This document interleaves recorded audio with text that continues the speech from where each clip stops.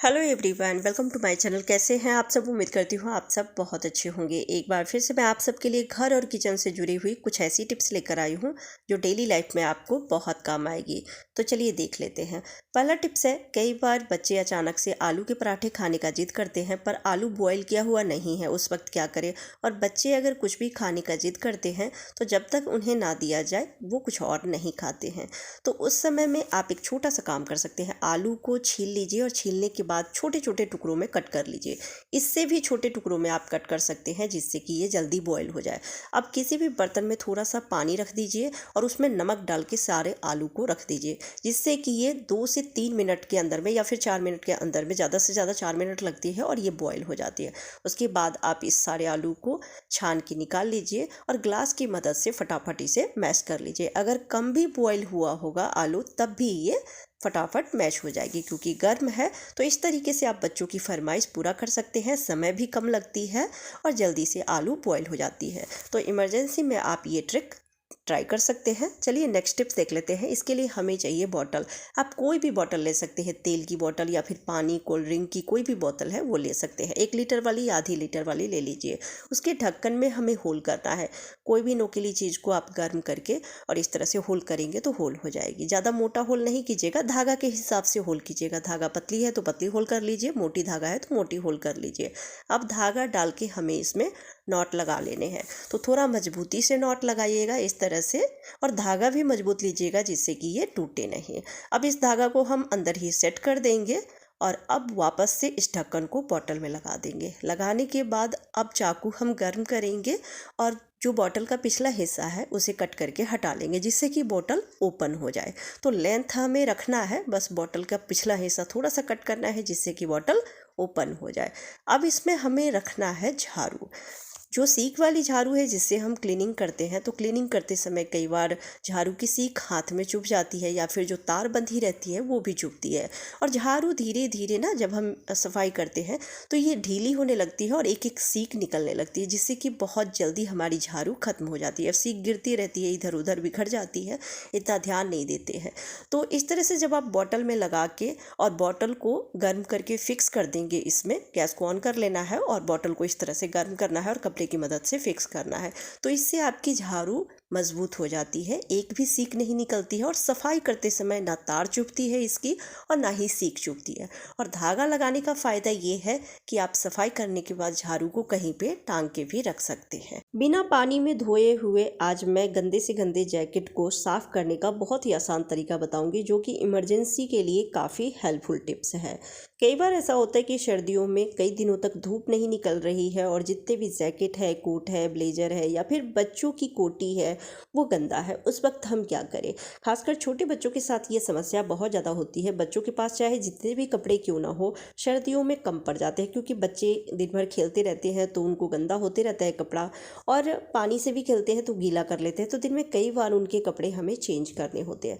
पर अचानक से कहीं जाना है और उनका जो गर्म कपड़ा है, जैकेट है या फिर स्वेटर है, वो गंदा हो गया है, तो क्या करें? क्योंकि गंदगी दिख रही है तो वैसे हम पहना के नहीं ले जा सकते हैं। या फिर खुद का अगर जैकेट या कोट गंदा है तो उस वक्त क्या करें? तो इमरजेंसी के लिए ये टिप्स बहुत ही काम की है। आपको लेना है टेल्कम पाउडर और जहाँ पर भी गंदगी है वहाँ पे आप छिड़क दीजिए और ब्रश की मदद से इसको रफ़ कर लेना है। सूखा ब्रश लीजिएगा और इसे हल्के हाथों से रफ़ कर लेना है। रफ़ करने के बाद आप कोई कपड़ा लीजिए और उसको गीला कर लीजिए। गीला करने के बाद बढ़िया से उसे निचोड़ लेना है। कपड़े को आपको सुखा लेना है और फिर उस कपड़े से जहाँ पे गंदगी है वहाँ पे आपको रगड़ना है। तो बहुत ही आसानी से जो गंदगी है वो निकल जाती है। पूरी तरह से तो ये साफ़ नहीं होती है, लेकिन गंदगी हाइड हो जाती है, जिससे कि इमरजेंसी में आप इसे पहन के जा सकते हैं। जिससे कि जो गंदगी है वो छुप जाती है, तो आप इसे पहन के जा सकते हैं। फिर वापस से आने के बाद इसे धो लीजिए। चलिए नेक्स्ट टिप्स शेयर कर रही हूँ। तो शहद की क्वालिटी चेक करने का बहुत ही आसान तरीका बता रही हूँ। आजकल हर चीज़ में मिलावट हो रही है, तो शहद में मिलावट है या नहीं है इसको कैसे चेक करें? तो आपको लेना है 1 गिलास में पानी और थोड़ा सा शहद लेके पानी में मिक्स कीजिए। जो नकली शहद होती है वो पानी में जाने के बाद आसानी से घुल जाती है। मिक्स करना ज़्यादा नहीं पड़ता है, लेकिन जो ओरिजिनल शहद होती है उसे मिक्स करने में टाइम लगता है। आप देखेंगे वो आसानी से मिक्स नहीं होती है। तो इस तरीके से आप शहद की क्वालिटी को चेक कर सकते हैं। आप देख सकते हैं मिक्स कर रही हूँ काफ़ी टाइम से, फिर भी ये मिक्स नहीं हुई है। तो इस तरीके से शहद की क्वालिटी को आप चेक कर लीजिए। मिक्सर जार दिन में कई बार यूज़ करते हैं। चटनी बनाना हो या फिर मसाले ग्राइंड करना हो तो हम इसे यूज़ करते हैं और उसके बाद धो के रख देते हैं। लेकिन ये जो घिरनी लगी रहती है या फिर जो ये डिज़ाइन बना हुआ है, खल बना हुआ है, उसमें जो गंदगी फंस जाती है ना, वो आसानी से क्लीन नहीं होती है, ब्रश भी नहीं जाती है उसमें। तो हम इसी ब्रश को थोड़ा अलग तरीके से अटैच करेंगे जिससे कि ये घिरनी के बीच में जा सके। तो आपको ले लेना है एक ब्रश। तो आप यूज़ किया हुआ ब्रश नहीं लीजिएगा। किचन में जो ब्रश आप नया रखते हैं क्लीनिंग के लिए, उसी में से कोई पुराना वाला ले लीजिए और इस तरह से उसे गर्म करके कट कर लेना है। कट करने के बाद आप इसे गर्म करके अटैच कर लीजिए। इस तरह से जब आप अटैच कर लेते हैं ना, तब ये आसानी से घिरनी के बीच में चली जाती है। फिर इससे आप क्लीनिंग कर सकते हैं। तो बहुत ही बढ़िया से ये क्लीनिंग हो जाती है। तो इस तरह से आप क्लीन कर सकते हैं। तो इसे बना के रख लीजिए। जैसे मिक्सर है तो मिक्सर में ही जब चटनी ग्राइंड करते हैं तो उसमें भी उसका पानी या फिर कुछ खाने पीने के टुकड़े उसमें चले जाते हैं, तो उससे भी आप इस ट्रिक से क्लीन कर सकते हैं। चलिए नेक्स्ट टिप्स देख लेते हैं। तो गैस स्टोव की क्लीनिंग दिन में कई बार करते हैं। ब्रेकफास्ट बनाने के बाद या फिर लंच डिनर बनाने के बाद क्लीन ज़रूर करते हैं, लेकिन गैस बर्नर की क्लीनिंग कई महीनों तक या फिर कई दिनों तक नहीं कर पाते हैं। जिस वजह से होता ये है कि जो बर्नर है उसमें कार्बन जमा हो जाती है और उसमें गैस का जो फ्लेम है वो सीधी नहीं निकलती है और वो फ्लेम इधर उधर निकलती है, जिस वजह से वो गैस वेस्ट होती है। खाना भी बनाते हैं तो खाना बनने में बहुत ज़्यादा टाइम लगता है, तो जिससे कि समय की बर्बादी और पैसे की भी बर्बादी, क्योंकि वो गैस वेस्ट ही होती है, यूज़ नहीं होती है। तो गैस बर्नर की क्लीनिंग भी सप्ताह में एक बार ज़रूर से करें और बहुत ही आसान तरीका है इसे क्लीन करने का। आप थोड़ा सा गुनगुना पानी ले लीजिए और उसमें सारे बर्नर को रख दीजिए। अब उसमें 1 चम्मच सफ़ेद नमक जो खाने में यूज़ करते हैं और 1 चम्मच डिटर्जेंट पाउडर रख दीजिए या फिर लिक्विड विम जेल रख दीजिए और थोड़ा सा नींबू का जूस रख देना है, छिलका सहित रख के इसे 15-20 मिनट के लिए छोड़ दीजिए या फिर जब तक पानी पूरी तरह से ठंडी ना हो जाए तब तक के लिए इसे छोड़ देना है। उसके बाद आप ब्रश की मदद से पहले साफ़ कर लीजिए, जिससे कि कई बार होता है कि चाय उबल गई या फिर दूध उबल के गिर गई है तो जो बर्नर है उसके होल में जाके फंस जाती है, तो ये ब्लॉक हो जाती है, जिस वजह से गैस सही से नहीं निकलती है, सीधी नहीं निकल पाती है।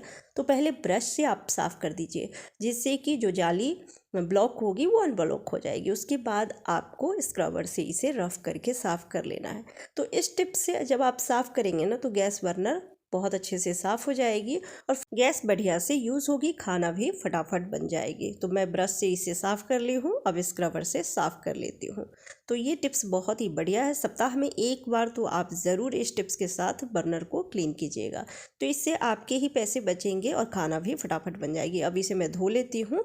तो धो के आप देख सकते हैं कितने अच्छे से साफ़ हो गई है। और ये लोहे की बर्नर है, मेरा एक पुराना गैस स्टोव है तो उसके बर्नर को मैं क्लीन करके दिखाई हूँ। तो लोहे का है तो इसलिए इससे ज़्यादा तो ये साफ़ नहीं होगी, लेकिन जो गंदगी थी वो सब निकल गई है।